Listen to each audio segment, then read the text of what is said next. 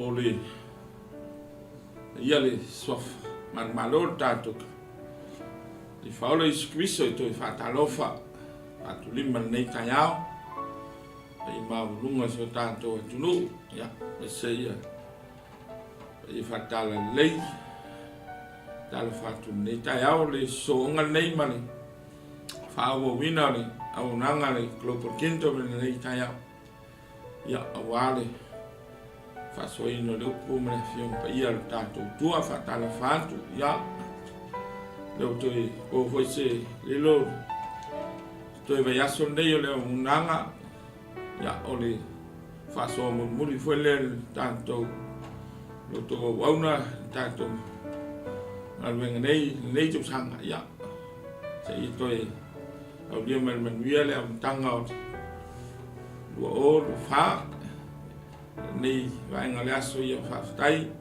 lo to on sai whaftai lo ma to mafuta mai te mo tātou whasoa ia whiunga le tua nei tau sanga ori whaftai le sunga le whatonu ia man purenga ia ona le ngalwenga whita wale tau wha saralawina man tau whailoina ia o le au le tala le lei nei whamaru si ai tātou whanenganga aftai mo meumalawa a mi soa wanoa ia whaunga ai se vai me se le atona wa le tala le lei o le tātou tua le minei ia la tātou o whionga le tua maua se whiau ia e whai ua e whudi au nanga nei haenga le tau sanga Now, the year time to say, Jalo, yeah, have to my two amateur by two, I'm down need to sang a man 5 times. Yeah, to I for Numa, lot of Fatu tour on all over Lofa, Malo Famaoni, Lofa Unga, Malo Fam Young. I am a yellow man to Bola, Mani, Savalinga, and Yasu. Yeah, for my voice it out tour. Lunga global nei tau sanga le tua whaaftai tele le whaonga ina ma le whamalo si au lo nganga whamalo malama ia I mātou lo whionga ma lo whingalo ia vi ia lau whio talo nei tu lau le aso ia tu mau mai lau whaunga mai lau whamanianga ai au whionga ia so ai whi au o te tale le nei aso pena whasoa ia o wong ia whapena na sanga whangai pēr whamanu sia no mātou Fatu tu ina ia malo si pēr no mātou whamoe ia toi ia le upu mas whai upu sa whapena na whailoa mani nei aso mātou ti whasoa whailea ma whi au au ngā ta pena ai mātou mo le nei fo iki wisi masi wanga tuia ia tele so vi inga tu mau mātou whatawa lau swafa kiriso mātou talo ma wala atua nei mene ia maua se whamarosi umai nei tu sanga ma tu sele whengenga fau tu se Luka lon tau poe tolu si whai tawina whai poe e whangata le ono Luka lon tau poe tolu ia ai whai tau le whangata mai whai poe ono a whunga maia ele whionga pa ia lu tātou tua. Pei ona tusia ele tusi o upo le perfeta o Isaia. U whape mai. O le leo o le walanga i le vau. Ina tau ia o tau wala i le li. Ia whalau le leo na ala. Whatomu ina o vanu uma.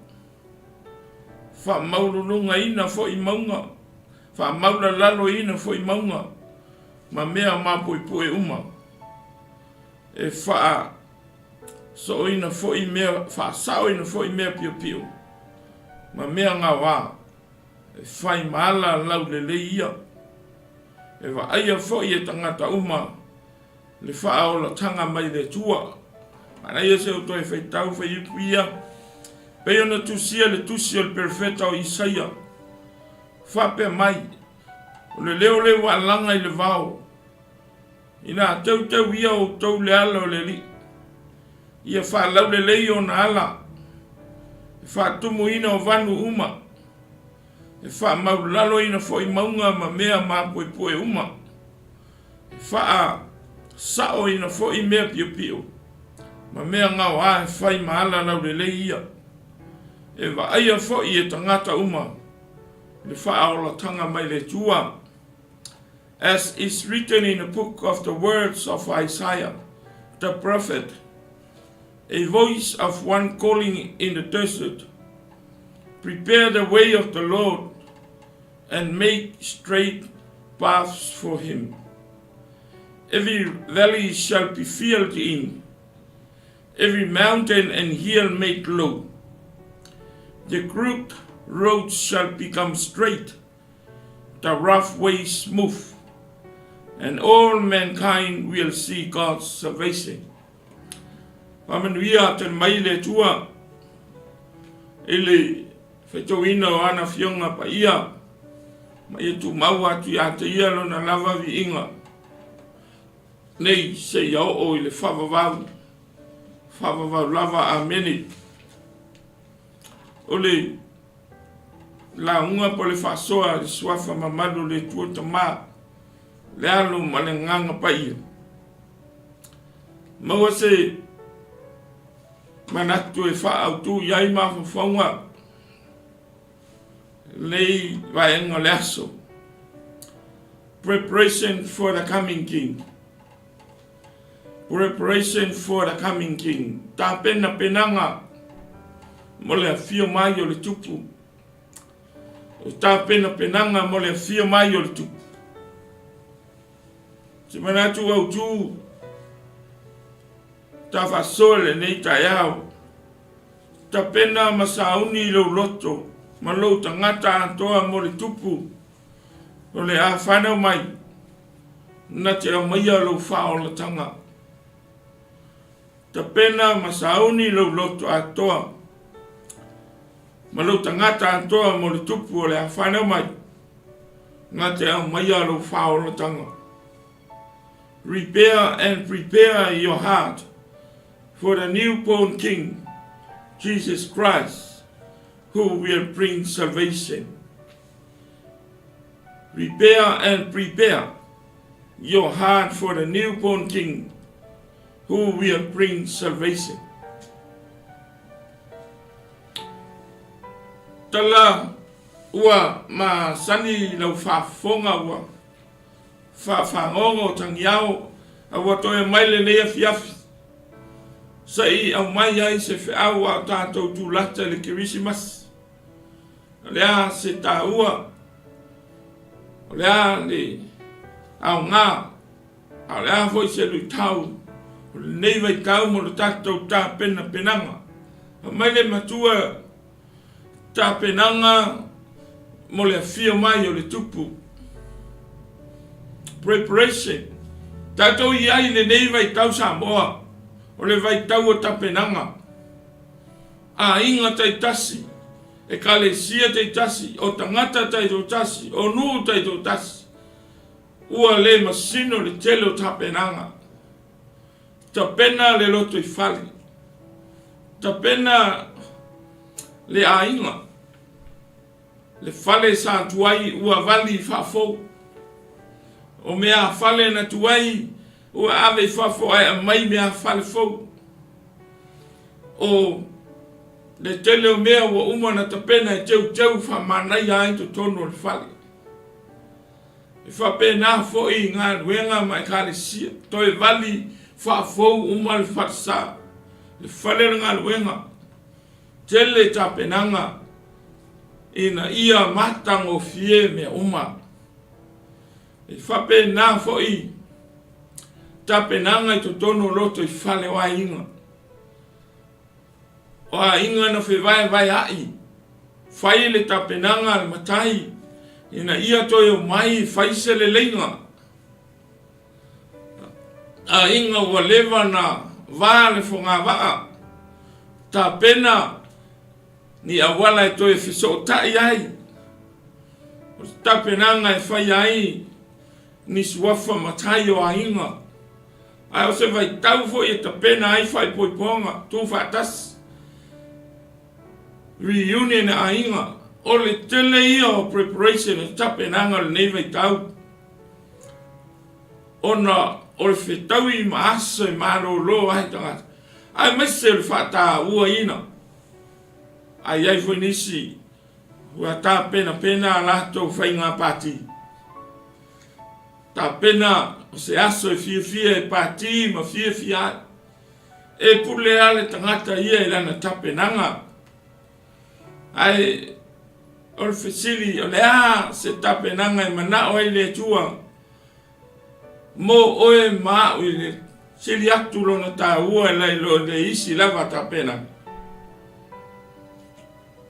Pena vai atu e pule ale tangata iana tapenanga o mea le lei.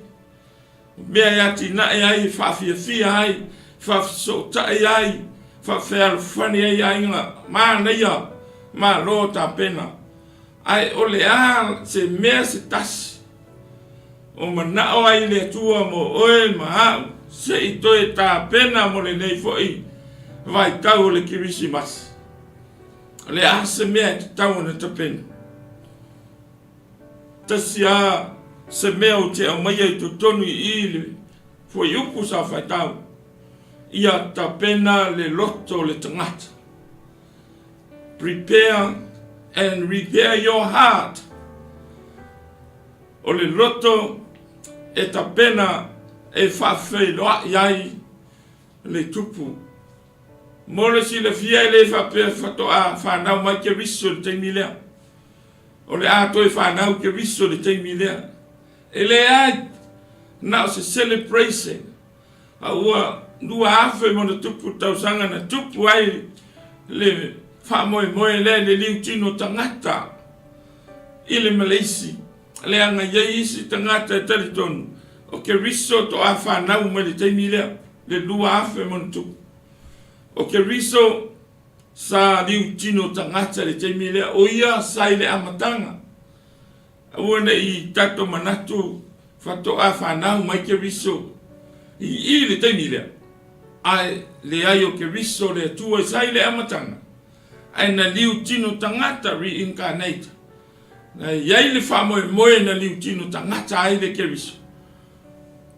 Ina ia mai le whaora tanga mo tātou. Sa moana nei afiafi peo na whailoa le tusitala o Luka. Le mea e tatau o na tapena iai. Le tangata Fatu tua ma so se tangata. O le loto, tapena le loto.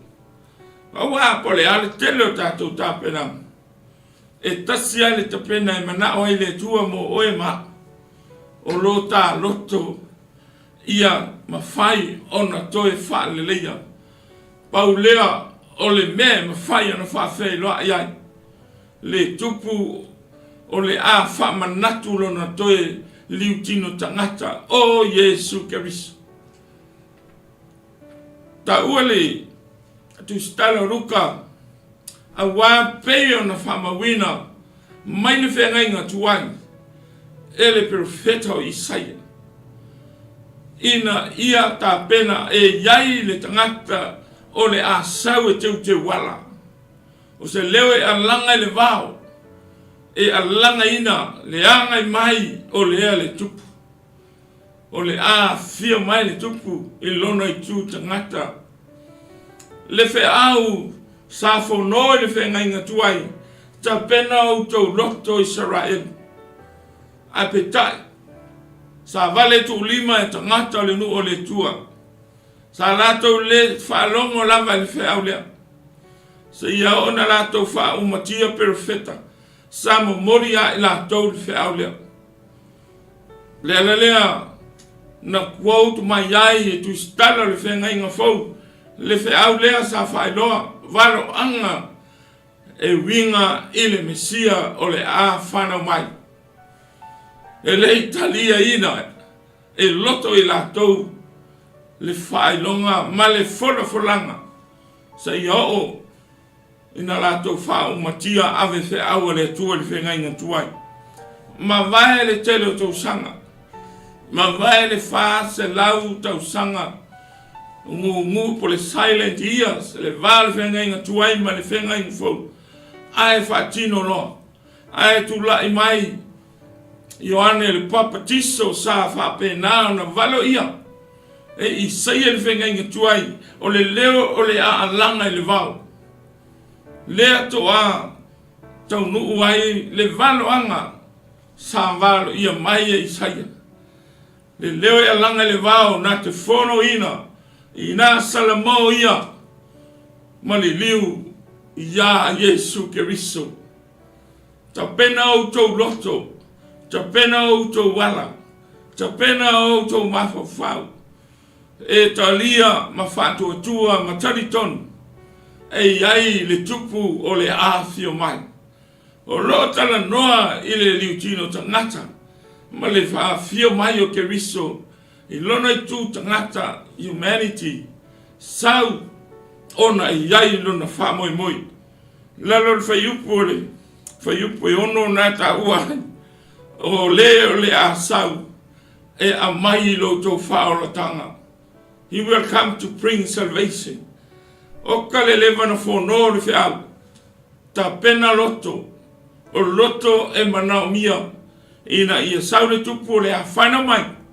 Ina ia nofo tupu I o tau whina ngana. Pe au tau whanongo ma Fatu atua ma taritonu ia te ia. O ia na te avatu le whaola tanga. O le outline po le big picture le nā. O le message sa whono mai ni whenga inga tuai. Tau wālo ia le whenga inga fo. Lea na tupu ai talo whai. Na I ufo I le ave wheaua Ioane le papatiso. I le te ena I tangata. Sa lato fasioti fo I mawawai le ulu. O le ave wheau na mua e mua mai. Po le mua malanga. Sa whono ina ia mati. Ina ia tapena loto o tangata Israel. Lea o le a soifua le pepe. Lea o le a liutino tangata le li o le loko. O I o le upu. O le loko. Sau e mai lo tō whaoratanga. He peta iang. E le tapena ina foi loto o tangata. Whai o le te o loto le whenga inga tuai. Le foi wo o le taimi o le a fulfia le waloanga le. O e te foi loto. E le tapena foi loto o tangata. Se yo o lava ina nato te ena. Ma nato fasio tia. Ioane le papatiso o le na alanga le vau. Ina ia salamo. Ma Fatu atua matalia. Le Yesu o le a whanau mai. E le o ia. A o leo lo muli mai ia te ia. E talo whai. E le ma whai fo ina ta pena loto o nā tu pulanga de nā waitai. Se ia o lava. Ina ua liutino tangata. Pōna whanau ai. O ina na amata ai no tātou loa le te ena. E ui o le tupu o le Mesia ua liutino tangata ua whia mai. Ai nei loa lava te ena. Ele tapena ina loto. Ai a le loto le pule le 𝚟𝚑𝚙𝚎 malo. Ina ua mai o Sefa ma Maria. La te le talia ina asina manoa. Ele ai asina pito le 𝚟𝚑𝚙 malo. Se tapena e avatu iai le Mesia o le a liutino tangata ma soifua. Te ena. E le ima whaia le loto. Ona talia le Mesia po le tupu o le a whanau mai. Tu lai mai tau ma whai fo I he rota. Ma le nu e fasioti lava le pepele. E ia ono so sole e kupito ma lafi solo. Te ena fo I loto. E mawalulunga loto. E whaingata loto. E maha loto. E le ma whai fo ina tapena e talia. Se ia o le taimi o le toru ma le afa tausanga le misiona. A le tupu na liutino tangata. Sa te ena fo I tangata. Na tau ai maa. Sa nato lafo ia upu, sa po mawheanu. Ma nato whai mai o pere se pulo oe. O satani oe. Lo e whao ngā le pule a satani ma le mana sa. E le tau mo fie. Mea na tupu lea. Ai o le maa o loto. O le maulurunga o loto. La tau te le italia ina. Ai a le taimi o lona whamasinonga. Le ai fo I. se loto na ia talia i titi ana i tangata le maturity o tangata iutaia e le tāpena ina foi lato loto a ina wa whamasino na lato walelang te tala mai pa rapa fa sa tauro ya Yesu le Yesu lea na tusilima ya Ioane le savaro ia Isaia ele whengainga tua tusilima ya Ioane le baptiso aina wa sau hawa lato te ena se ia o na lato fasa tauro ya teia fasa tauro ya teia le ngangana le te ena le ngangana le whama walum na lato te ena ai le tupu wa fio mai le ai se tapenanga roto whaingata i o roto tangata le nu whaingata na whamaula laro Salamo tangata le nu o le tua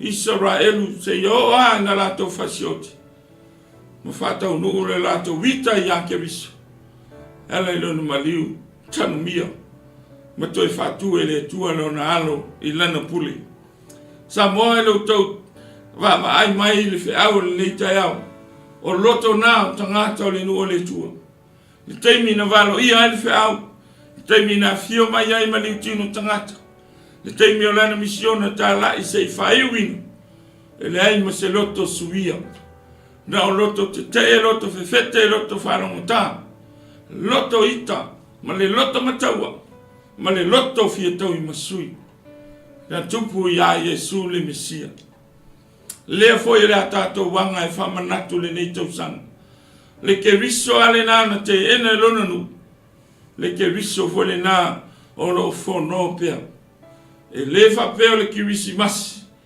o le teimi e whamanatu o le ato e whanau ke riso e le ai ua lewa, ua loa, ua uma le taimi ai o le fono whale nganga ta pena o tātou loto sei toi whale le iai ma le atua e ala i a Yesu ke riso le pepe na ui mai se a wala mawalana na ui mai se a wala matanga na ui mai i le whaingata ai e iai le whiau o tamu moni mai ai ina ia maula lalo loto tangata le whale o manu o le whale e manu leanga o le whale amusi ai le tangata e na ui mai ai le liutino tangata o le loko sei mo mori le whiau i loto lona nuu se wha maula lalo ona na sila fia le tua o hona tangata e mauru lunga ma lātou te tee i o lātou tangata i le meise lava no lātou vā ma le tua e ia le whiau mo mori pe lava na whai loa mai leo Isaia whiau na na whornoa Ioane o le whiau fo le na whornoa Ioane le vau i lona taimi whatatau ia Yesu muli ani o na sau leo ke riso le whiau lea sa moa mo tātou fo le nei aso peno fai atu e le toi soifua ke riso a lea tātou te anga li taimi o tā pena penanga ai pule oi au tā pena penanga fai manaia e na se tua lalo lava al whiau le tala le mea e mana oi le tua mo oe le nei tusanga se i tā pena lo roto a whaina fefete, a whaina te te, a whaina whamawalunga roto lona nuu se yo na lato fasioti ma te ena ke riso pele o se rui tau fue lea mo oi ma tātou o tangata ua whaola ina ma talia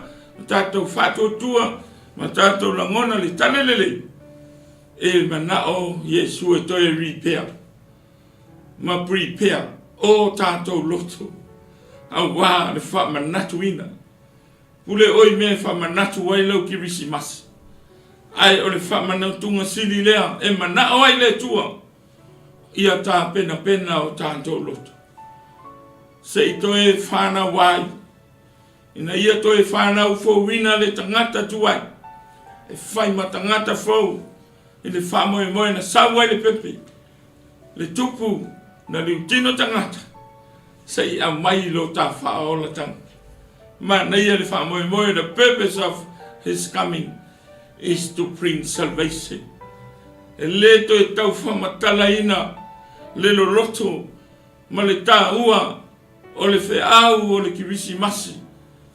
Na sawa ke riso le whale manu ina ia alu le santauro. Sa ia whatino ai le tongiona.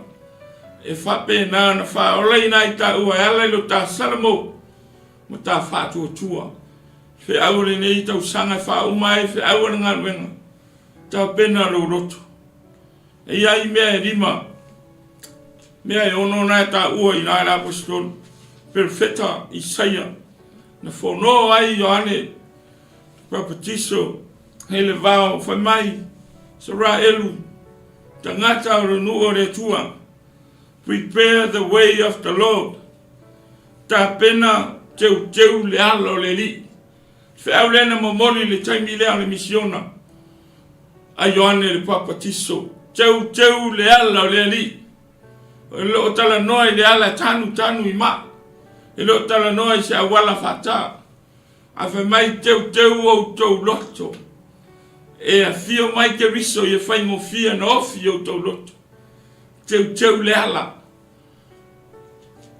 Le ala le na alua i Ioane mua. Whaalau le lei loto tangata ta pena. Pe aliutino tangata pe a whanau le mesia le whalau manu. Ia ofi ngō fia i o tau loto. O ia le lao le tupu. O ia lao le mesia. Sa au tau whatali ai Israel. E pe tai ele o lea le mawhauwhau o tangata Israel. O le mesia o whatali ai Israel. O lo manao i se mesia e fio mai le lang. Se mesia e escort mai a ngelu. Pa wana le mesia le whatali ai. Lela na talia ngata e noto. Whai ngata na tau e la tau wala le li. E ala le loto whamau lalo. Ona ese le motive. E ese lo lato mindset. E winga lo lato mesia le a fia mai. Me leo Ioane. Prepare the way of the Lord. Teu le ala le li. Leo fatua tu wai. Fa whena tatou teu le ala le li. A whai sa te ena tangata Israelu. A whai sa lato le teu ina i le loto salamo ma le whamaulan. A lea fol wheau mo oe mo a. Teu o ta loto e whawhei loa ei. Le aso le whamanatu ai. Le liutino tangata o le tua le langi. Ona o no ta whaola tanga. Repentance. Mana ia le upulea. Pa wale le mea na mana o a Yesu lo na nu. Ina salamo ia. Wa lata mai le malo. Sa whēru wai mga ala. Matafa ala sa fono. Ina salamo. Repent from your sinful life. I am Jesus. Believe in me. O wheau tau mamoli le na. Teu wai le loto.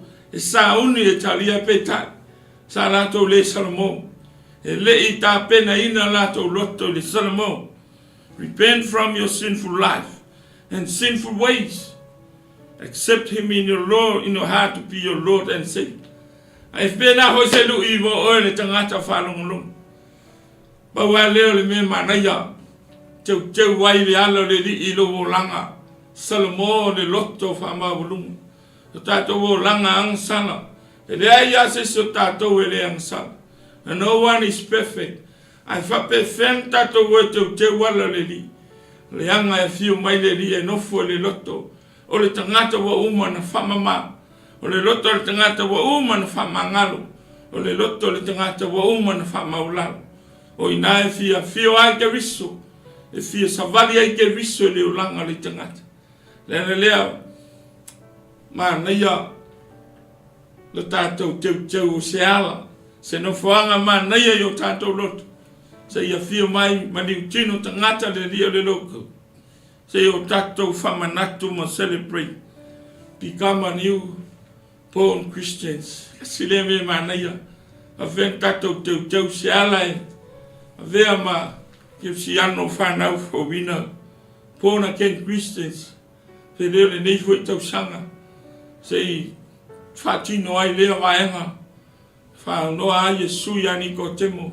A whena o maua leo lai whawa mai Nicodemo. Yesu ya Nicodemo pe a ele toi whanau for wina. I le vai ma le nganga. Te le whai mo o ele mano le sua. Fatu le na sawa ke riso. ina ia whaalelei o tātou loto. E ala le whaamaua lalo le salmo. Ma whaola whanau whawina I tātou. E tāua le Ioane tolu alwhai koe lima. E selma nei al mea lea pōna kein. I oi. E le whapea to e pōn mai Yesu le ne Kirisimasi. We're already pōn. Ai ta tāua na whanau tātou. I le tala le lei a Keriso. Ona I lo leo o tātou teu le ala mo Keriso. Sa mo le ta tala le loto. Ma ofo ina atu. Tau tino le ansala. Ina ia whamangalo tātou tangata. Fio mai Keriso I whanau fawina I tātou. Pe a tātou le whanau fawina. Ma whatanga le Keriso e toi soi fue o tātou wola whawina. Tātou te le sao lava mai loa manuia o le langa. Teu le ala o le ri I le nei tau sanga. Lava yo wala. Lava ya ala le fili ma le tia aporo. Tātou tau whetuli mai e nei mei teni. Ai a pe a tātou mai e teu le ala e wha whena maua. Pe a sala mō ma le wha maua lalo le loto. E fia fio ma savadi ai ke viso o tātou o langa. Le isi mea na whono ai o ane mai ia whalau le lei o na ala. Teu le ala ma whalau le lei o na ala. Prepare the way of the Lord and make his path straight. Whasau sao ana o ke viso. Ioi, le ke viso e whai me sao. Le ke viso e whai me tonu. Ma fua o na sao le anga e sao le loto ke viso. E ma lona fina anu. E wha pe whea na tātou teu. Wha whea na tātou whalau le rei le ala o ke viso. Whasau sao ala o ke viso. Pe a tātou whatua tua. Pe a tūro tātou taritonu. I le tātou walawina. E le si upu manai a taunu whasau sao ai. O tātou o langa pe a whaiwa ia ke viso I tātou. Ia whasau sao I le whamaoni honesty. Be honest. Ia tātou whamaoni. Le relationship ma le tua. Ma ia tātou whai loa atu I tātou usua tangata. Le anga le tua whamaoni. Very honest. So be honest in your relationship with your Lord Jesus Christ. O le whasau sao ina le nā. Whaingo fia nan tātou whasau sao ala o ke viso. Every time of your life and your journey. Ia tātou whamaoni. Ia tātou mafutanga ma lo tātou o langa whatasi ma ke viso. Ona maua leo lo tātou samavani yala sao le tua. A pia whai tātou tele whamaoni. E le mwhai ona tātou samavani le tonu ma le sao. Samo ai. Pia leo le nei foi ki visi masi. Po le nei foi tā vai tau au tāpenanga. Sei toi wa ai lo whamaoni. Le lua vā whatasi ma le tua e ala ia ke viso. Pa ua leo le wale mwhai na toi whasau sao ai.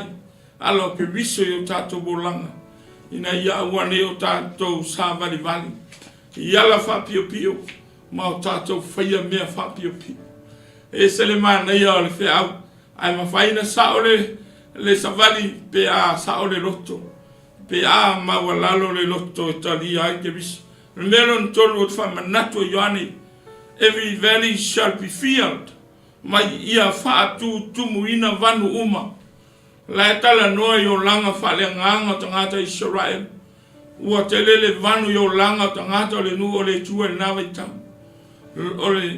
O vanu o mea ua whape nana ngō ngoto ai. O mea ua mwhaia na poloka ai le ansala. A mesa le loto te te. A mese le roto whamau a lungo tangata o le nu. A mese le tausio le ngō le loto. A iutaia a mese le tūla whono. Ua pele ia I lātou. A ua le mawhai ai o na whatumuina le roto. E tali tonu I a ke riso. O mea nana tutupu lela lena whi mei a Isaia. Ia tangata le aru e whono le nu. Ta pena o tō loto iutaia. Fatu tumu vanu nā. Ke leo vangu ngai ngā. O le ata le vanu, o le ata le oti. Te le fie sa vali tafu se vanu. Ia, ai a oe le nei ta nau. He leo fe au e leo whono mo le nei. Kirisimasi. Se Fatu tumu tātou vanu, e iai o vanu, e iai o vanu. E tofu tātou ma le vanu, e leo ni vanu i le tino nei, a o vanu whale nganga, vanu le anga sala. E te me tofu ai tātou le anga sala, e o vanu vaivainga, vanu o tātou loto, pei o le loto ale mea te tauna ta pena, e le mea la tumu ina, o le loto e le wha maangalo, kasi le ngā vanu, na rua whese sea e mai a malau tau songa nei, tau sanga le la koro kau sanga, e le i whakumua le ngā vanu, le ita, ma le whiita ngai, a tonu na e te nofo ma e o nofo foi, o iai se mea e leo le lei iai, le vāma le whaiwhi au, le vāma le tangata lotu, le vāma le saore ainga, le vāma lau tau songa, oka mo le vanu o whainga tāna whiso tai, mana tua le meo le vanu, e le mawhaina sao atu i nai no, i o, pe sao mai o i nei, e te tau se longa mo fia li in le keplea, Fatu ama whai o na tātou sopo le lai tū, keu si anu whaalata mai, whi au whare nganga, whai mai prepare le loto, prepare your heart for the coming king, ma na ia le whamanato le kirisimasi, whamanato le soifua mai o kiriso, au o umana whaatumu vanu ia, se ale au ngahe te whala au e tu aima e vivii, ai leo le lei le au tawha, e le i whaatumu le vanu le vama lau uso, le vama lau tama, le vama lau whanau, oka le mo le vanu, ai a tai o malo, tai o whainga pāti, ola le mo le vanu e le tanua, le ala le whainga tā, a le whai mai whi au, ta pena o tau roto, whatu tumu vanu nā, e ese le whainga tā, ai a mama le roto, a whamawalalo le roto, a whamangalo le roto, ona mawhai lea na whaia e le tua le tumuni, le vanu le na. E le mawhai so manosi, ona toe wheso tai i tu e lua o vai le vanu, sa ia wangana le mana le ngang paia. Whatanga le ngang paia, ai le mawhai na sau le ngang paia. Pea whai anai tumu le loto le whamaulumu. Le loto ti ngā, le loto ita, le loto fia tau masui. A me le whamaulano ai. Ai a mai le pepe le kiwisi masi toi riponi ton. Se riponi ai lobo langa. Ona mawhaila ia lea. Ona e whatumu ina vanu le loto whamangalo. Sui le loto le whamangalo le whamangalo. Sui le ngangana, sui o winga. Tai vanu na e le mawhaia na tātanua vanu. Sa ia wangana le mana le ngang paia. Na te whatumu ina. Ai o ia te oele ki e mawhaia. Open your heart, repent your heart. Open your heart to Jesus Christ. So mana ia a. Vai foi tātou le vanu na vai tātou male atua. There was a big valley, big gap between us and God, our Creator. When sin was entered into the earth, we were separated from God. O kase vangu le mawhain kako kolosi from personhood to godlyhood. Le mawhaina toi sopo atu le tangata. Ile mea o yele pa ia o le tua. His holiness. Ufa lava ile ang sala. A kase vangu le mawhain kolosi. A oina tanua le vanu le na. Ai ale sa tau lo kewiso. Na tanu le pepe le kiwisi mas. Le pepe na wha moe sa ue anu nunga le sa tau. Wha lava ina alo na sa lona soifua. Ina ia wha lava lona sa tau rei lunga le vanu leo. Le vanu leo ti.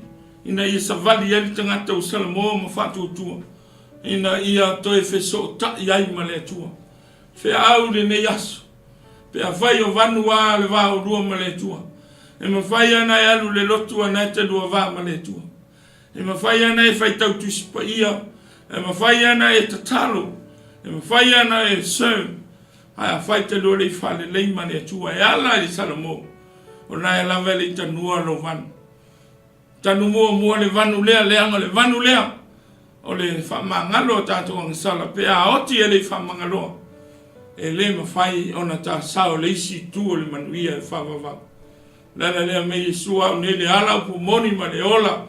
e le alua tu lava se tasi lo ta mai le lang le isi tu van pe a fai le ui a keriso wa ai le ne kiwisi mas ma fai na tanu lo vanu le na le va ma le tua pe a e fama wa lano lo loto pe a tatana lo fina ngalo I invite fai keriso ma au ma lo fa lo ngia le ne tau atonu le atele ni au ma lo fa lo ngia le avala o dia o mai tatou celebrate le kiwisi mas ai va ai po le na tu lava keriso faforo roto faforo fa e tele o vala a wina lava invite him. He is the Lord of reconciliation. Sau se fale le man na yele na mana i hole ni tau sanga fatanga ia keriso la se o na tan wina le vanu le na le anga tele ma fai le malos ele fai tanga luenga on ka kolo sia le vanu le tu lange le manuia pe a o mele o tita tele I fama wala no la ma sui o ta loto le fe out repair and prepare your heart for the coming king.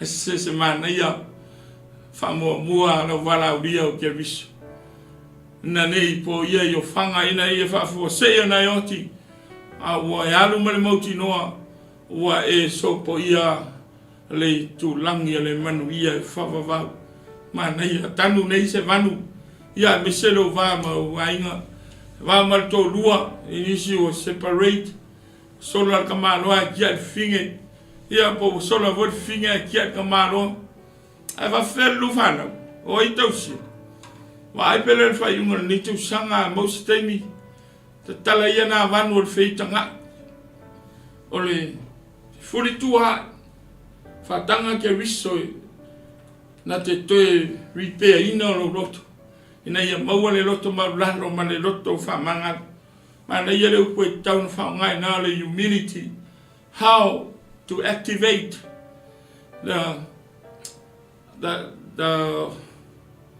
fulfilling of the valley or valleys in our relationship with others. Humility, or the humility fulfill la lo va male tua fa malalo. Tal tonu loto to tino le ngutu le tua wa tanga tang sala fa mangalo. O au nei mali wai va a watu fio maya. Sei sui lo loto. Sei toe fa tumu le vanu va ai ta o no o langang sal. Sei toi fa tumu le vanu sei ma fa le ai ma lo usu. Kele ka sanga o ma fe se sia. Sa wa ma le fa tua. Humility is the key to success. That high and prideful thought must be brought down and have good desires planted in your hearts. Te lo e te tala lo te akeriso. Na mele le ya tu punga maina. Te le to ya se va, le to ya ni vanu. Ole afa tumuina o le ngang paia. E ma fai ai ona solofa ma toe fa ati ya e ma fa tu tumu vanu na alwe se ia mana vanu ne yo o mai le oti ya ona e pa u atu ai le malaya ma ne ya le humility ma lalo ya lo roto so ya ke liso le nei tau sanga ma le Christmas na te toi langa ma fa tumu vanu o lo langa falenga ma me dua lo toi fa mai le perfetto Isaia e fa loa ia Ioane il Papatiso e for no le vau fa mai the crooked place shall be made straight me pio pio ia fa sao ina te le ia me pio pio te lo e aka kiele wal sao male wal pio pio a fio va ve tau nu le situ feo wala ye lua e va me na yo o le wal sao te le lo taimi e ke ka milo ye wal pio pio e tuaina tau nu le tini e tuaina yo o le manuia pe a fai te ui le wal pio pio la na e le o langa fa le nganga e mana o le tua tatou te ui e wal sao pe a suia o tatou loto pe a fa maula lano tatou loto matari ia ke riso pa wale o tangata na te fa sao ina o tatou wolanga fa sao ina o tatou wamio fa sao ina o tatou wala ai fa fair na fa sao man le character now le honesty now fa maoni man le honesty, be honest in God's will and God's way. Pau ale me fa fa sao o le yayo ke riso de lang suya ke riso tanto tanga ona yai le winga fa ke riso le fa maoni ke siano ave tato on tanga ke siano fa maoni e tato ni ke siano fa tato fa sao sao ina ala sava vali ayo tato tangata mo choai ioi le na male la inga le telo me o tupu i voi te mi tato so mo tato na tato faia wala fa pio pio ina ia faia yo na success ni me tato te mana o ai va ai tato le ia con fiki ai le umbi pe o tala le tunu ai tato vola le olanga em fai on tato fa sao ina ni me pio pio tai tai yo fai nga malo o lai na le tele le mau me pio pio me o tu lai mai tu tupu mai fe ese sia o le ai sia me tonu e fai ai pulenga ma tai tai nga ele tu si selima le anga ele na le se tasi se me o tupu le malo tupu inu e tupu i tonu ainga e tupu foi le kale sia le tua o tele me pio pio kako kolosi ai al fono le nei tau sanga mal kirisimas mai le tua ya saya fono valo le mele ina yalu le tamaleo yoane papatisa fai lo teu lela fa sao me pio pio o le a sao le tupu a me tong ya pangale ele me fai ngata ya se yo o na la to fasioti le tamale o le fa o la tanga ya le Fatu tu wai en fa to le ya se ato no one is perfect ape afe mai le ami o fa pio pio ya tato wa ai tato wa me tonu mai ya keliso tato mo tato na sa vali ya la sa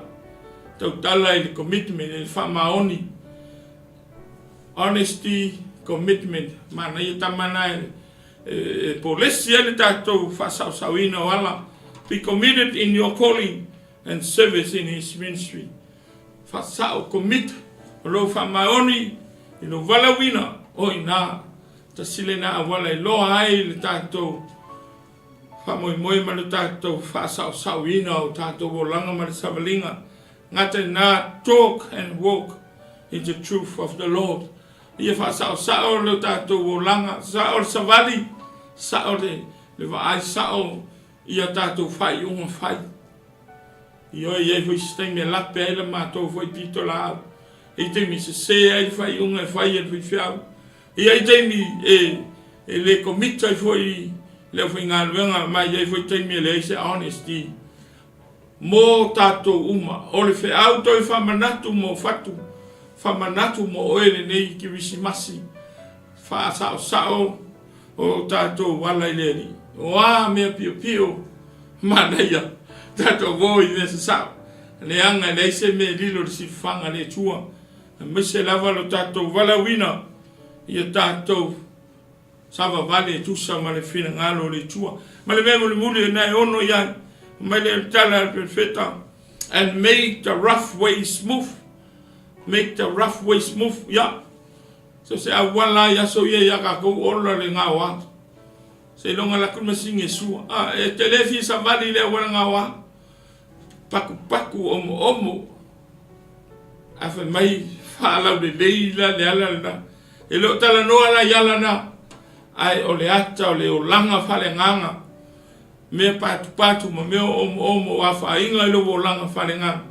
Mai menga wa ia fai ma mea lau le ole ase nga wa o e nofo mao le ase paku ma se tu ma le na te polo kai lo wa foi nga ka nga yo o king ia e tofu ata to ma mea nga wa ne ye tu sia tu lo lima tu si ma folo lima sa mol fe afa manatu mai mea nga wa e al pepelo ta silna mea tele ta to ale ola fa folinga ya ai ola tusi lima ya ai afo ile u fai ngata ina mawala le tu tono le kalisia tono le ainga tono le nuwa ua tuli ya le sa o le tangata ia Ma nei pe a mau le loto, prepare le loto.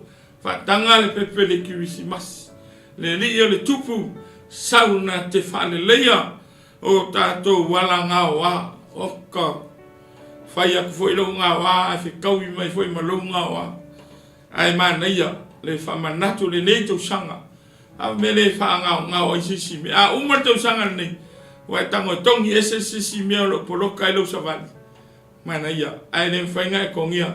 Se ia wanga nā wai whatanga ke liso. O ia e sauna te whalo le leo tātou wolanga. Mea ngā wā ia e whai ma mea le tae. Whawhena whai ngā wā, whai le lofa.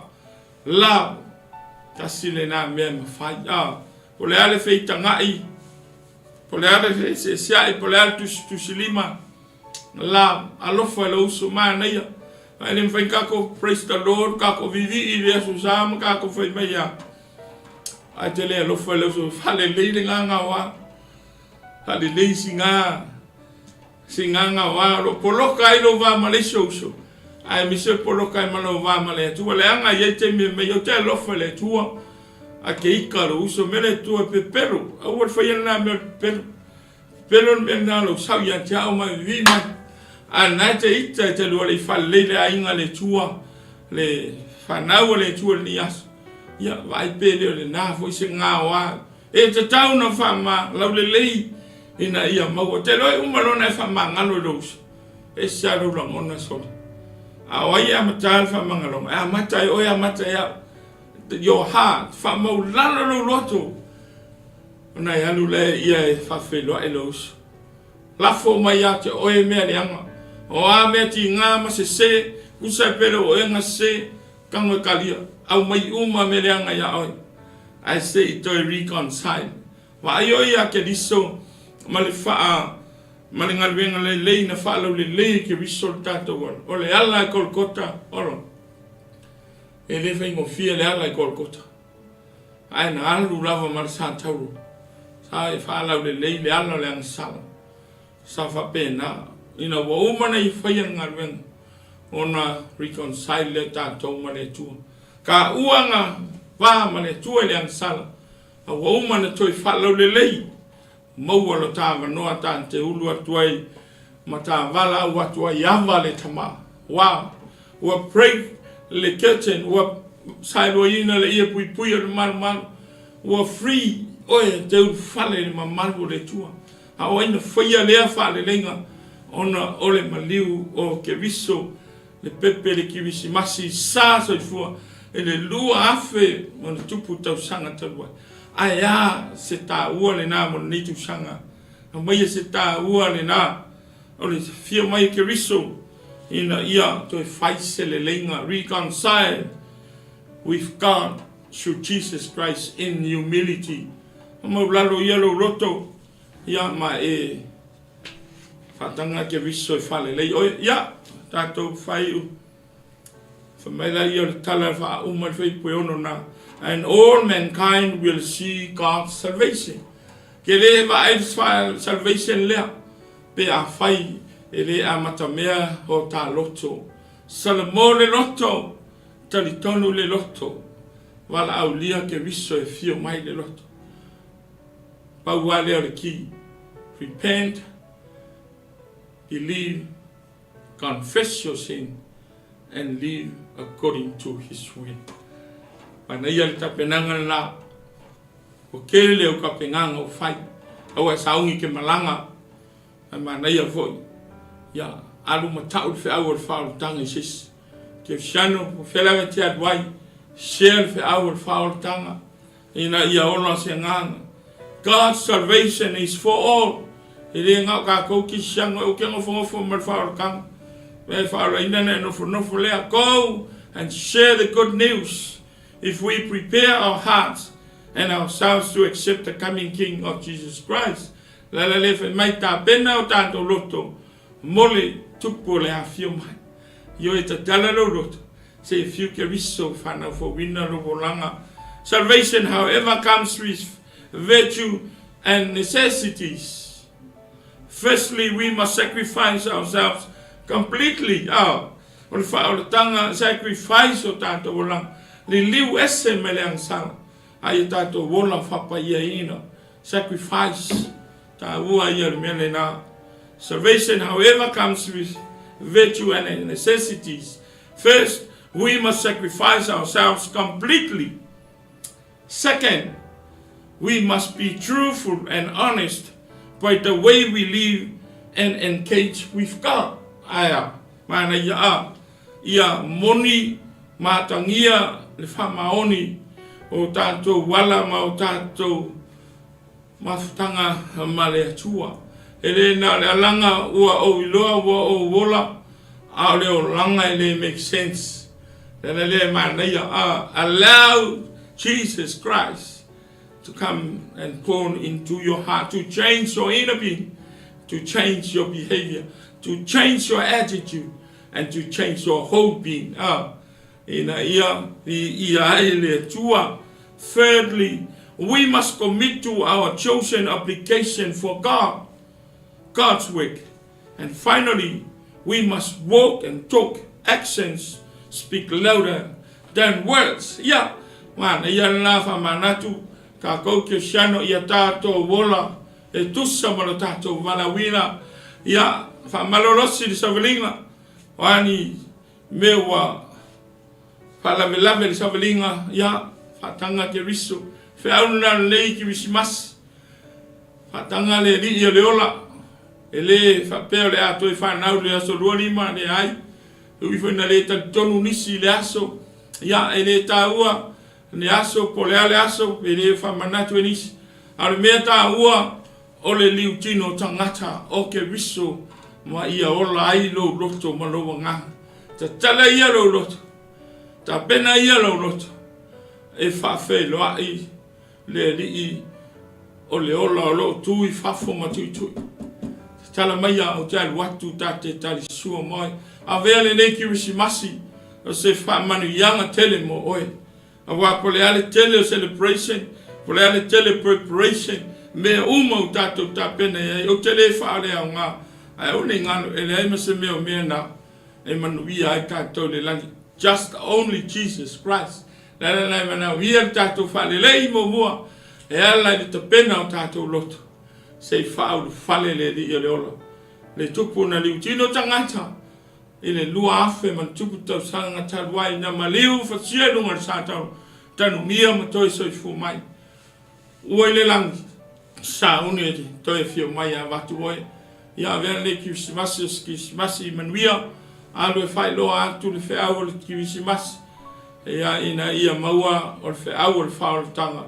Ia saves his souls, ia blesses his souls, ma ia invites his soul for God's kingdom.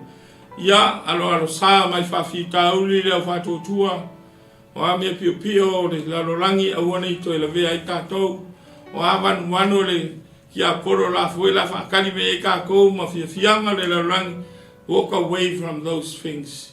O a mea e maunga ia alu ese mga maunga a ese maunga e whikau i moe tangi le tua nao le tua mwhaina vai se maunga o lo whala me laven puntia e lo wa ai mamadu le tua pe a whai tātou te whetau i mana me uma.